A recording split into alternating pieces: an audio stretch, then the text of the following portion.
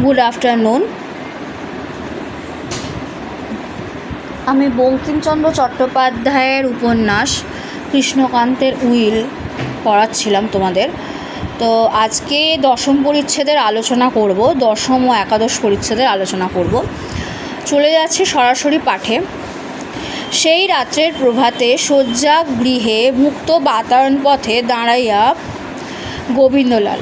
গোবিন্দলাল সেই দিন শয্যাগৃহে নিজের শয়নকক্ষে যে বাতায়ন পথ বলতে যে দরজা ছিল সেইখানে দাঁড়িয়েছিল, মুক্ত ছিল সেটা। ঠিক প্রভাত হয় নাই, কিছু বাকি আছে। প্রভাত বলতে এখানে সকাল হয়নি, কিছুটা বাকি আছে। এখনও গৃহপ্রাঙ্গণস্থ কামিনীকুঞ্জে কোকিল প্রথম ডাক ডাকে নাই। এখনও গৃহের প্রাঙ্গণে যে কোকিলটা থাকে সে প্রথম ডাক ডাকেনি, কিন্তু দোয়েল গীত আরম্ভ করিয়াছে। কিন্তু দোয়েল পাখি তার ডাকাডাকি শুরু